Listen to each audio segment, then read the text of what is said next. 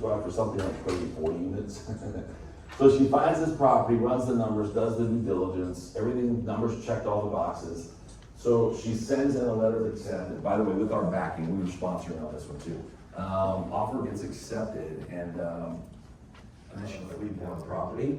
But that's kind of what it took for her to kind of get through that fear and get over that hump and get that first deal done. And then since then she's done other deals. So, but like I said, in the beginning, typically you're four, but you're never alone. You always have partners. Now, my advice is this, and I encourage this every time I teach, especially with Tyler teaching this class. There's going to be a lot of networking going on. There's always a good energy when Ty teaches. Start there though. Bring your business cards. Network. We encourage it. Get to know some of those people over the weekend, because you never know, some of them at the workshop may end up becoming partners with you on the property. So, like I said, just like that lady in Houston, right? So here's what I want to do. I want to give you guys an ownership breakdown. And the reason I do this is because so many people used to come up and ask about this.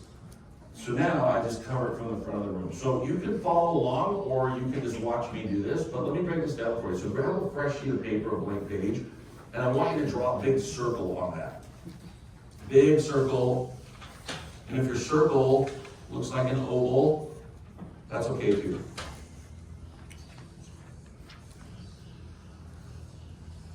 Okay.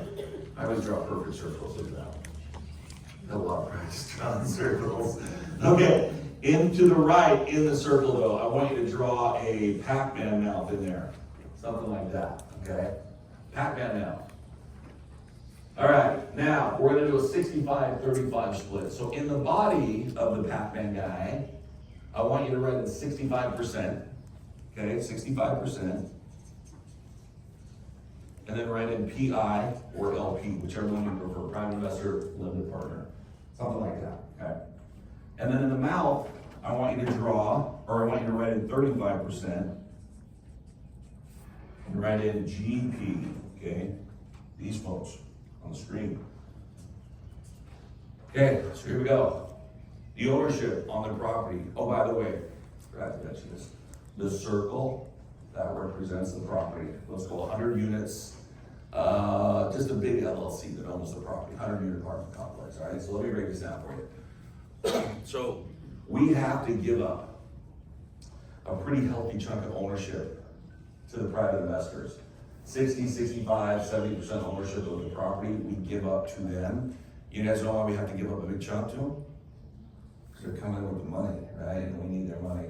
So somebody the other day said, well, I thought you said it was 30, 35% ownership. No, it's 30, 35% of the money to buy the property we get from them, but we give them a pretty healthy chunk of the ownership. So 65, 60, 65, 70%. Now, here's the thing though. They're private investors, limited partners. They don't have any say in the property, right? If you're a property, you have the say.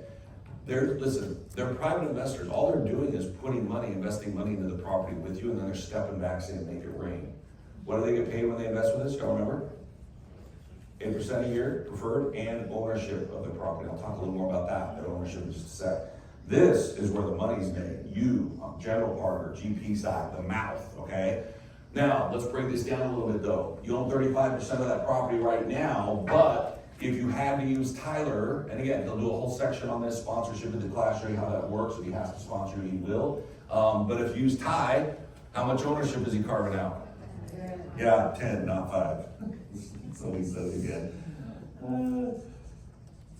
Whoever said it, you're gonna take 15 on your property, whoever said 5 back there. No, it's gonna be 10. Going to Ty, gets a little piece of that pie. Okay, so 10% is going to Tyler if he sponsors you. So now instead of 35% GP side, how much you own? 25, okay. Now, that's 100 units. That's a big asset, that's a big property. We're gonna encourage every time with a 100-unit property like that, use an asset manager. I mean, you can try to manage it on your own if you want, right? It's gonna take up a lot of your time to do that. We always encourage this. Use asset managers and property management companies to take care of the properties. That frees up your time to do what? Go do another deal, yeah. Asset manager will probably carve out 5%, okay? So let's give another 5% GP side. We're giving that up to an asset manager. Now listen, it's a good thing. These are your general partners. They're operators with you. You need their help, you work with them. And it's a great thing to have Ty in there as your sponsor, right? Because he's an expert. Okay, but you're kind of, some of you are looking at this going, well, my ownership's starting to dwindle into nothing here, Scott. What's going on? So now instead of 25% ownership, you have how much? 20. Now, let's say you come to me and say, hey, Scott, can you raise a little money from private investors for my property here? If I go out and I raise money from private investors, I might come in and carve out 3%. Okay? But let's leave it alone. Let's leave it at that. Because you can raise capital yourself for your property. So let's leave it at 20% just because it's easier for the math, right? In the beginning, you're looking at somewhere around 15 to 20% ownership on the property. But let me ask you, in the beginning with the first deal, maybe a second deal, how many of you are okay being a 20% owner on a 100-unit apartment complex? Okay. Now, that's what you're looking at. And again, there's different ways to do this, all right? In the class, Tyler will go through those with you, but I want to give you a basic breakdown just so you can see. Now, even though I go through this, I get a lot of people who, a lot of students are like, they just can't stop focusing on this side. They're like, well, wait a second, the math's not working out of my brain. How can I be the main owner of 20% when the private investors own 65% of the property? It's not working, I don't understand. Listen, that's not one or two private investors coming in with a lot of money. It's several private investors that are coming in with smaller, some of them smaller than others, coming in through their smaller LLCs with smaller chunks of money, okay? So this one, because of what they put into the property, I own 3%. This one I own 5. This one I own 3. This one 2. This one 5. This one 5. This one 6. So it's prorated. Their little piece of ownership, their little piece of pie, it's prorated on that LP side between them, okay? You at 20%, you're the main owner, right? And by the way, before I move away from this, just so you guys know, it is not uncommon for us or student to go out and buy a property like this, 100 units, and over 2 to 5 years force $3, $4, $5, $6, $7, $10+ million of value into that property. And then when we sell, not uncommon as a 20% owner to make a 7-figure payout or something like that. So you'll see examples of a bunch of that too at the class. So anyway, by show of hands one more time, how many of you are okay being 20% owner on the property? Because that's about what you're looking at, okay? So I want to share a quick little quote with you. This is out of the book, Think and Grow Rich. You guys read this book? You should pick it up, easy read. It's on everybody's bestseller list, Napoleon Hill. Think and Grow Rich, right? It's all about manifestation. In fact, I've had people come up and say, well, I've been thinking about it a long time, Scott. I'm still not rich, so I don't know if that works, but you got to take a little action too, right? Listen, I love this quote because I think it differentiates the consumer from the investor mindset. So here's what he says. He said, successful people make decisions quickly, firmly, and change them slowly, if ever. Unsuccessful people make decisions slowly. And they do. I learned this a long time ago. They analyze and think about it until they become straight up paralyzed, which means they end up doing nothing, right? But they make decisions slowly and then they change them often and quickly. You know, I'm one of those people that believes the way you think about all the time is what you start to become. Have you all heard the saying, whether you think you can or think you can't, you're right? And it's true every single time. But let me ask you this, how many of you in here, after the class, after that 3 days with Ty, with our help, resources, sponsorship, how many of you feel like you could actually go out and get a deal done? Can I see by show of hands? Okay, so a lot of you, okay. So I've got some additional incentives. This is gonna help you out. Let me cover these. There's one that's not up on the board. In fact, let me just cover that right now. So I told you could bring a guest, right? Bring a guest, bring a partner. We don't care who you bring, but bring somebody that's included. The training, it is not gonna be on this island. We are seeing most of the students this week over in Honolulu. So it will be over there. So one of the things that we're including, don't bring this up when you're over there, because we're only doing it for folks here, and then Kauai, and then Hilo and Kona. They're gonna give you a $500 travel voucher to help out that little bit of travel. So you can go back and forth, get a hotel somewhere to stay over there. But they're gonna include that for you guys as well, okay? So that's part of the incentives this week. It's not something we typically do.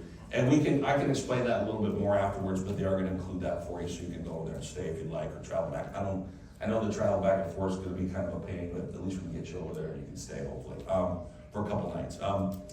But yeah, bring in guests. We're including the travel voucher for you guys. We're gonna give you and your partner access to an online quick start course. Listen, it's a little bit of homework, but you got a couple weeks to go through it. It's basic foundational information on multifamily investing. It's Tyler, he keeps it real basic, real fun, but really what it does, this home study course, it's gonna put everybody on the same page, so day one, section one, we can just hit the ground running, okay? And then the last bonus, you want to bring one of those up to me? I know we get a little bit limited on, but it's the first day. I'm sure we've got, what, 7 or 8 of these we're doing? Okay, all right, so this one is limited. It's always limited by the end of the week because of how many people we see at these events and because it's usually the end of the week. But before I explain what this is and how this bonus works, quick question. How many of you love to come to the class and have access to everything I talked about today if I let you go for free? All right, we'll put them down. That's not going to happen. I was curious. I get some of you raising your hands. Listen, it can be free for some of you here. Let me explain. So this last bonus is, it's an action bonus. It's just a kick in the pants to start, right? So when you get registered, in fact, let me show you. When you go back there and get registered, this is what the form looks like. Your information here, sign it at the bottom, partner guest name there, okay? They're gonna hand you the getting started packet. Some of you are gonna get one of these. Inside of this is what is called a tuition reimbursement certificate, right? Again, I call it kick in the pants to take a little action. Just separates the serious from the curious, but here's what it says. Come to the workshop. After the workshop, let us help you get your first deal done. I like the way they word that. Sometimes we just have to get out of the way of ourselves, right? Let us help you get your first deal done. Now here's what qualifies as a deal. We don't really care. It's an action bonus. You go out and buy a duplex after the class. We don't really teach that, but that's a multifamily property. You could be a 1% owner on a property, partner on a property. You could be a sponsor if you have the ability to do that. You could manage an asset for someone else. If all you want to do is invest your money into one of our investment funds, Aloha 1, Aloha 2, and just be a private investor, you can do that as well. Again, we don't care, just do something, but here's what it says. Come to the class, we'll do everything in our power to help you get that first deal done, but upon completion of that deal, whatever it is, we will then cut you back a check for the $14.97 that you invested to attend the workshop. So at that point, once we give you back the money, the workshop would then become what? It becomes free. But it's better than free. Here's why. You were able to attend the class, gain access to the knowledge through Tyler, by the way, who's teaching it the best. Gain access to the knowledge. You still have help, support, resources, everything I've talked about to keep going and do more. But why would we do that for some of you here? Why would we sign you up, get you the class, help you get a deal done quickly after the class, and then just give you back the $14.97? Somebody a couple weeks ago yelled out 10%. I love that answer. It's not wrong. This isn't about just doing one deal with you. Listen, we know if we can help you get one deal done and you have success, that success breeds confidence. Confidence breeds more success. We hope that one deal turns into 20 deals. If we keep sponsoring deals with you, we make money. We want you to partner with us on deals, and we want to partner with you. We believe in that win-win situation. So that's why we're willing to do that for some of you here. So by show of hands, how many of you would like to get your money back after we help you get your first deal done? Can I see by show of hands?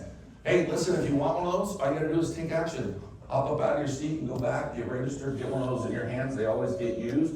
By the way, you don't have to wait for me to wrap up here. They go fast. If you want to get a head start, feel free, okay? So listen, I got about 20 minutes with you. But yeah, after you do that, just come back, grab your seats. In about 8 minutes, 10 minutes, I'm going through step number 6, and this is a good one, okay? So at the workshop, Ty is breaking down all 6 of these steps over those 3 days, okay? The first one, attracting deals. Okay, so this is where are you gonna find the deals? Where do you look? How do you find them? We will do a whole section on this. We'll go online and we will show you the websites and resources online that we use to find properties, okay? Somebody the other day yelled out LoopNet.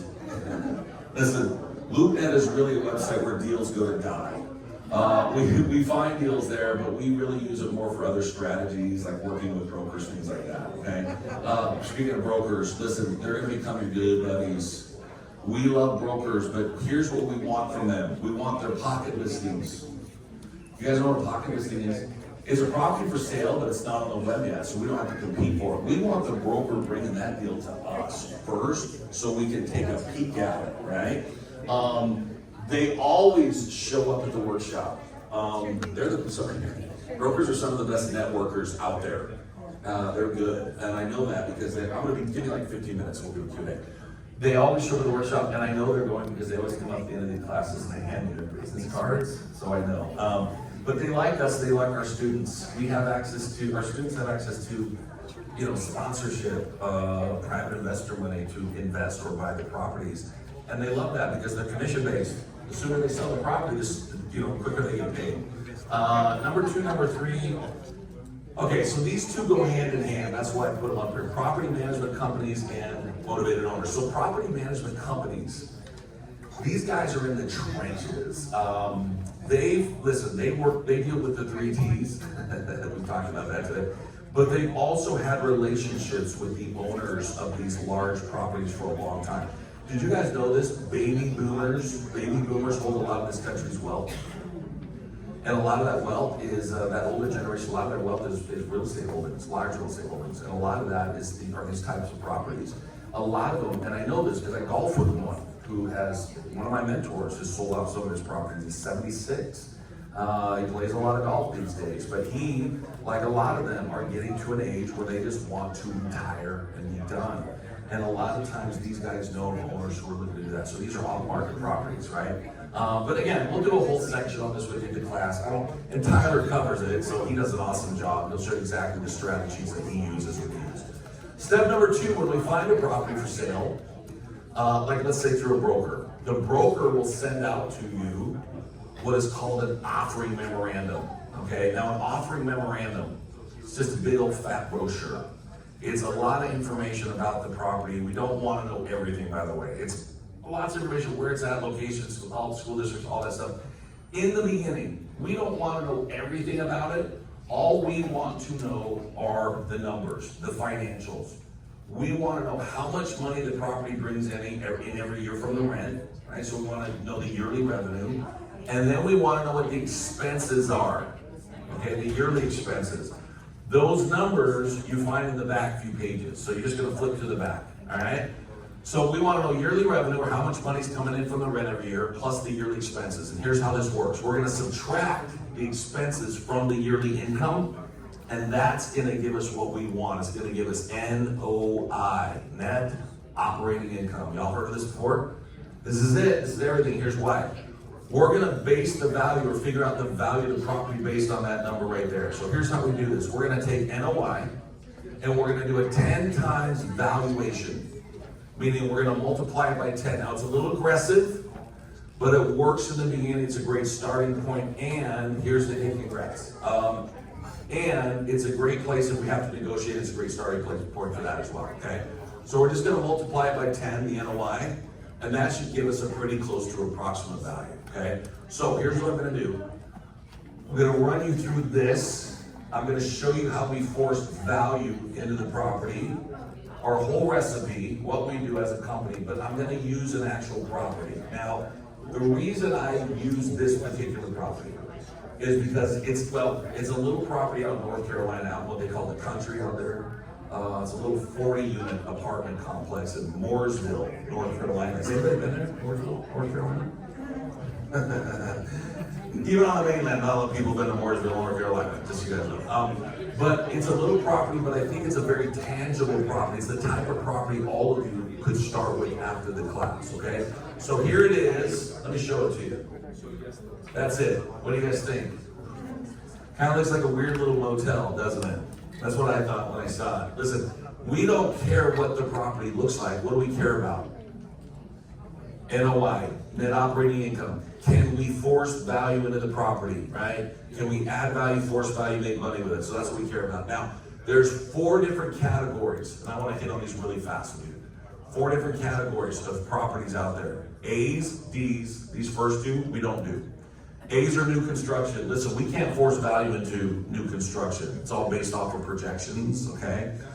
We can teach it to you, but we're not into it. And D properties, for pretty obvious reasons, we don't go after them. They're really old, rundown, damaged properties, low occupancy, bad neighborhoods, typically.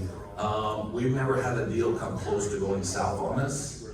but I think it's because we stay away from Ds. In fact, Tyler told me it's just, even if the numbers work on a D property, it's just not worth the risk with our investors' money or our reputation to go after a D and have something go wrong, so we stay away.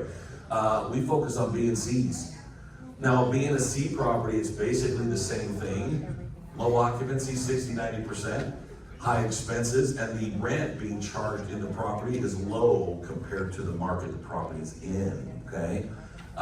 This property was a C, probably a C minus when we got a hold of it, but we turned it into a B. We like to bring them up a level if we can, right? So just so you guys, well, get a little ahead of myself. We pulled the numbers on this thing, so you guys know. Revenue on this thing, yearly revenue, $236,000. Expenses, $131,000. So we subtract expenses from revenue, and that gives us what? Well, NOI. Yeah, you're trying to do the math on that fast. It's fast math. Yeah, NOI was $105,000. Yeah, again, we're talking little 40-unit motel-looking property in the country, Mooresville, North Carolina, right? So that's our NOI. So we multiply that by how much to get the value? 10. So value on this little 40 unit was a little over $1 million, $1,050,000. So this thing checked all the boxes. It had performance problems we knew we could fix. So we offered 1.1, they accepted, we invested, right? Now, just so you know, this is not the only thing we look at, those numbers. We also look at 3 other numbers that I don't really cover today with you because the software, I told you we get access to software that runs the numbers, you put in the financials, it's pretty slick. Tyler will do a whole section on this with you in the class, but you put in the financials and it's also gonna give you 3 other numbers that you wanna know. Capitalization rate, cap rate, which needs to be at least 6%. Cash on cash return, which needs to be 9, because we pay private investors paid, so it's gotta be at least 9. And the last one's what they call the debt coverage ratio, so the ratio the bank wants to see. For every dollar, it could be 1.4. Every dollar of expenses, the bank wants to see $1.40 coming to cover that, okay? So again, software runs the numbers, does it for you, doesn't work. It's all color coded, red bad, green good. We want all green numbers, green is go, red is stop, right? We get a number that comes up red, it means we gotta go back and negotiate a little bit. So listen, this is one of my favorite sections. Tyler will go through it, how to analyze a property, and he'll do all that with you in the class, all right? But let me show you the recipe. Here it is, guys. So our whole goal, when we go in and we invest in these properties, is to fix problems. And we know what these problems are going into it. Because, well, really our whole goal is to just start generating more money off the property. We know once we invest, for every dollar more we can start bringing in off that thing, it's gonna equal at least 10 or more on the value side. So those problems we look for, one of them is low occupancy. So let's say the property, the occupancy rate's at 60%. First thing we do is put good property management in place, and we try to get that up to 80, 90, or 100%. Listen, the more tenants we can get in there paying rent, the more value that's gonna add to that property, right? It's gonna get that property performing much, much better. Also, high expenses. Now, there's really just 2 big ones. There's property management, which is gonna cost some money, right? That's an expense, and energy costs. Ty will do a whole section on this at the workshop. As far as the energy and the energy costs and the property management, like I told you earlier, we'll talk about property management with the class. But if we can lower the energy costs, this is a big one. Well, first of all, there are kickbacks and rebates and different government programs to help with that. But listen, if we can lower the expenses on the property, $1 saved is $1 what? Earned times 10 on the value side, yeah. And then this last one, I've mentioned this a few times, this can be a gold mine. We find properties, and Tyler will show this to you at the workshop, we find properties like this all the time, where the owner before us that we buy the property from is charging less than average rent for the area the property's in. This is huge, but let me ask you this, why would an owner or landlord do that? Why would they charge less than average rent or hesitate to raise the rents? Well, that too, yeah, for sure. Well, they don't want to scare off the tenants, right? They don't want to lose tenants, have them going and renting somewhere else. We've also found that some owners are just content to get whatever they're getting off the property. And a lot of times they don't know what the average is. And they don't look into it, they don't really care. Sometimes the property is a little older, a little run down, which these are gold mine properties for us, we love them. But sometimes they're a little more run down, a little older, and the owner's not willing to put any money into the budget to fix them up. And they can't increase the rent until they do, and they know that, right? Listen, rule number one for us, and we'll really drive this home with you at the class, we never ever raise the rent on our tenants until we add value first. So we always add value, then we increase the rent. So the way that we do that is we go in with a capital improvement budget, and we start improving the property. Now, the capital improvement budget, that is not money that's coming out of your pocket, that is money that we raise from private investors. Remember, told you 30-35% of the money we need for the property, we get from them. And it covers the down payment, the closing costs, and a couple other fees. What's the first one? Acquisition fee. The other one is gonna be the capital improvement budget, okay? That money has to be there. They want that money there. This is part of our exit strategy, and they know that it's gotta be there going into the deal, right, into the property. So here's where we start. When we start fixing up the property, we start our improvements in the common areas first. Can anybody tell me why? Not necessarily liability reasons, but yeah, you can shout out the answers. Yeah, they see it every day. The common areas, that's what everybody feels and experiences on the property every single day as they're going in and out of their apartments, right? We want them to see us making those improvements. So we want them to feel that, right? They know that we mean business. So we'll start with like the swimming pool is one of the first things. We get that pool working again. The kids have a place to play in the summer, stay cool, right? Give mom and dad a break, that's a big one. So the pool area, the barbecue area, playground area, covered parking, better lighting in the parking lot, right? Paint, we do all these things first. The tenants see it, right? They feel it. And as we're making these improvements subconsciously, they know we're probably gonna be doing what? Increasing the rent, they're gonna be okay with it. Listen, we wanna give them pride of living in that building, we wanna keep them there, keep them happy paying rent, right? Other things we do, when a tenant moves out, and again, this is a gradual process. We're not doing all this overnight, right? But as a tenant moves out, we don't just immediately take the unit and put it back out in the market.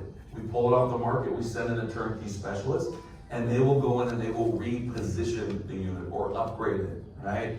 New flooring, appliances, countertops, cabinets, toilets, tubs, sinks, things like that, right? Paint, windows. But we make these improvements, we upgrade the unit, we basically turn it into a brand new unit. Now we put it back out to market to rent. It's labeled as a premium unit, and guess what we do now? Charge more rent for it because it's a premium unit, right? Other things, Amazon lockers, laundry, vending, all these things. This is a newer one, by the way. Tenants want to know their packages are safe, right? Nobody's going to be stealing them off their doorstep. So we make our improvements first, then we bump the rent up, right? So let me run you through a hypothetical. Okay, so let's say you find a 100-unit apartment complex. The rent, average rent for the area the property's in is $14.25. You go in and you find out that the owner here is charging $13.25, right? Not a big difference, $100, but you go in, you make your improvements first, and then you increase the rent $100 to the average. $100 a month by 100 units is $10,000 more a month positive cash flow coming off the property. Big value add. By the way, if you're a 20-25% owner on the property, some of that money is going into your pocket too, you know. Not private investors are capped out at their 8%. So some of that goes to you. But $10,000 a month by 12 months is $120,000 a year, multiplied by how much on the value side? Yeah, we gotta add that to the value side we have to include that now as far as value side equity growth. So $120,000 a year times 10, $1.2 million value add, just by increasing the rent $100 on that property. Isn't that crazy? That's why I told you earlier, this can be a gold mine when it comes to getting the properties performing and value add. We find properties like this all the time though, where the previous owner's charging $200-300 less. So let's say it's $300 below the average. Again, same thing, work your magic, make your improvements first, then make the increase. $300 more a month by 100 units is 30 grand more a month, $360,000 a year. That's about a $4 million value add to the property. Yeah, and this right here, guys, this is what was happening here. This is why we went after this property. So do y'all remember what we invested in this thing? 1.1. Yeah, we bought it for 1.1. I'm throwing a lot of numbers at you today. So we bought it for 1.1. We found out before we bought the property though, that the average rent in Mooresville was $900 a month. That was the average. Again, we're out in the country, North Carolina. The landlord that we bought the owner we bought the property from was charging $550. Oh. Average is $900 in the area. Owners charging $550. Guess what the occupancy rate was?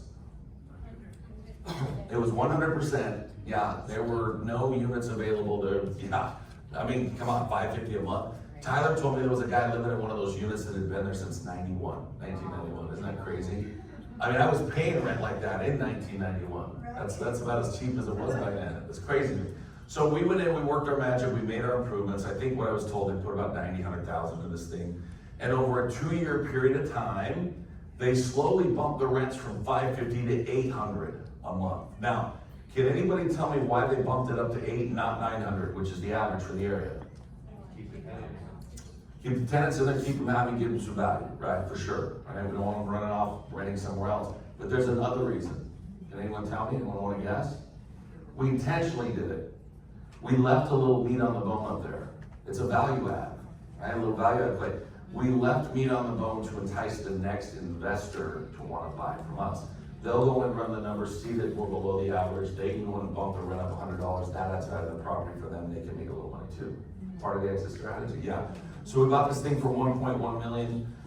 Went in, worked our magic, made our improvements, sold it 2 years later, got the property for it, sold it 2 years later for 2.6. Made about a $1.5 million profit on that weird looking little 40-unit motel property in Wardsboro, North Carolina.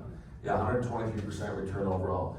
One of the other reasons I share this property is because it's the smallest deal that the company, Ty, has ever done. But it is the type of property a lot of students will start with after the workshop. And this is the type of property I recommend you start with. Get your feet with something a little bit smaller, right? But one of the other things Tyler will do at the class is he'll show you how to take profits and do what's called a 1031 exchange, roll that into another deal, defer taxes, and do a whole section on that. And one of my favorites, depreciation. Y'all heard of depreciation? He'll do a whole section, show you how to invest in these properties and then depreciate these assets, write the whole thing off on your taxes. And when you guys see how that's done, again, one of those light bulb moments in real estate like you probably never had before. It's very cool. So yeah, 3 ways we make money, and he will break all of those down, slow it all down over those 3 days, cover it with you, Tyler will. And I told you there's 6 steps to all this. There's actually a 7th. You know what it is? Do it again. Yeah, squat, repeat process. I told you earlier, or maybe I didn't tell you this, but I've never met a student who goes out and does a deal, has success, starts making money on the property and says, that's good enough. I'll just stop right there. They do it once, they have success. That success breeds confidence, and they want to go out and they want to do it again. And guess what? It gets easier the next time around because you know how to play the game, right? So yeah, and guys, listen, have you guys enjoyed this today? You learned a couple things. I know I've got a bunch of you went back and got registered for the class, got one of those reimbursements, that's good. This is just the tip of the iceberg. You know, it's very different at the workshop. Tyler's obviously teaching, which is great. He only teaches about, I think, 6 to 8 of these a year. Because he lives here and it's tough to travel over the mainland, but you got one of the best in the country. But the vibe is different, the energy, and I think it's because people are vested to be there.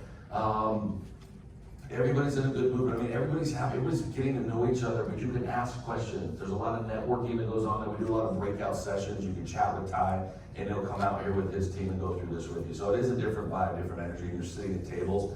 In fact, how many of you are seriously considering coming to the workshop and actually learning how to do this? Can I see raise your hands? Raise them up really high for me so I can get kind of an idea. Okay. So hey, if you want to get a head start, feel free. It's going to get busy back there in about 2 minutes. I'm just telling you when I get done. So May 9th, 10th, and 11th, Thursday, Friday, Saturday.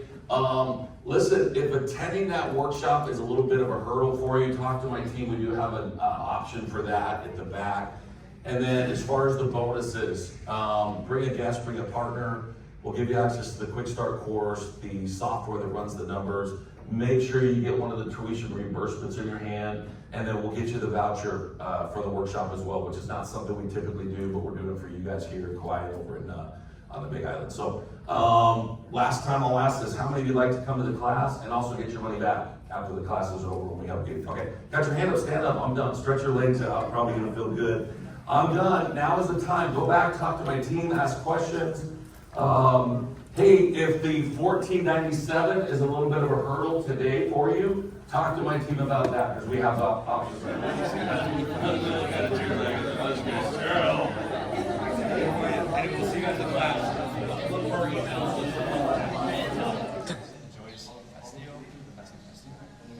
So with that being said, you guys, I'm going to present to Joyce Castillo, and I think she has a message for you guys. If you guys were affected by the Orlando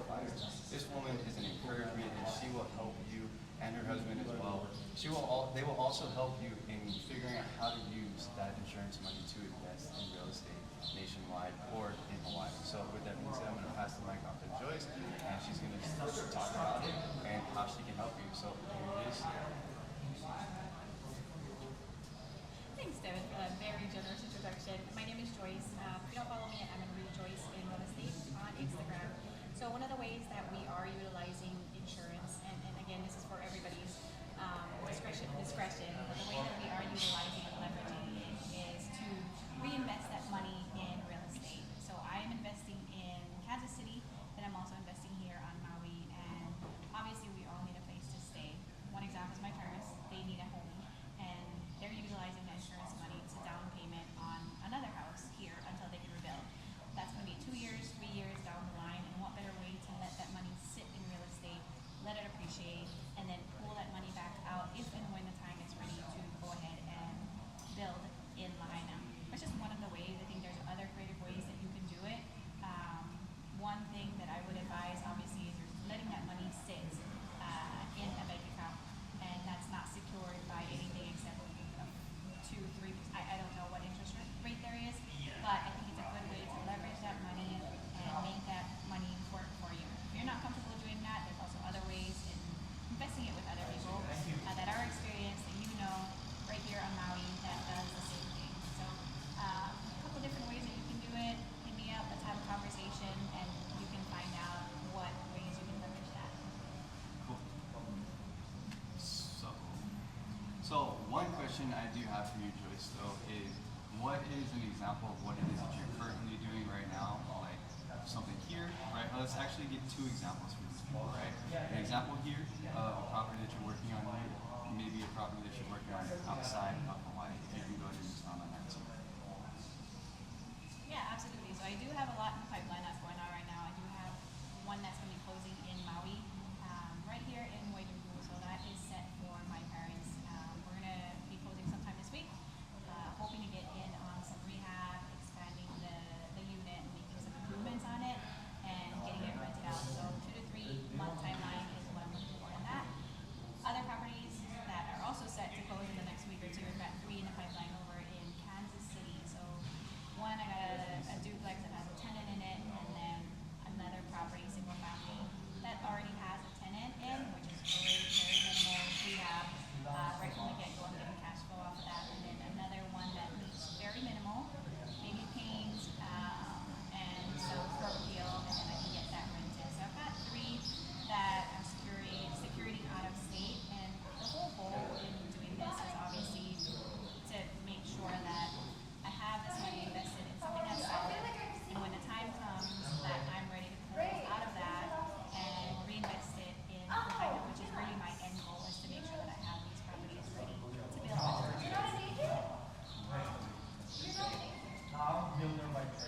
This is that. It's your husband right here, the cameraman. So, they've been through a lot, right? Like, I'm not from Hawaii. I don't claim to be a local, but the locals accept me because I've been here for so long. And one thing that has been a real encouragement, especially with these 2 right here, right? Knowing that they were affected by the Lahaina fires, knowing that they've been through trials, some serious trials that most people haven't really experienced in their life. But seeing what they're able to do and like just their continuous effort and striving and pushing for just more than the cards that they were dealt, right? I think that's the biggest encouragement to me and all you other people.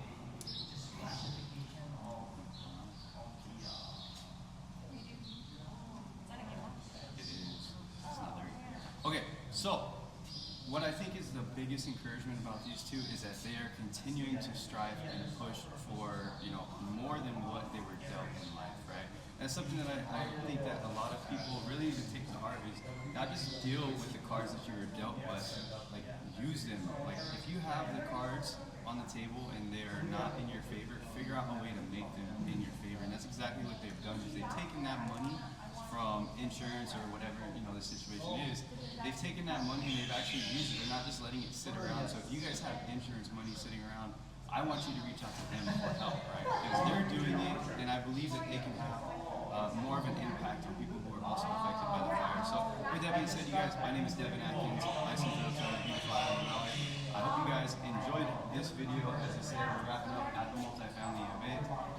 saw these two individuals here and I wanted to shout them out and make a video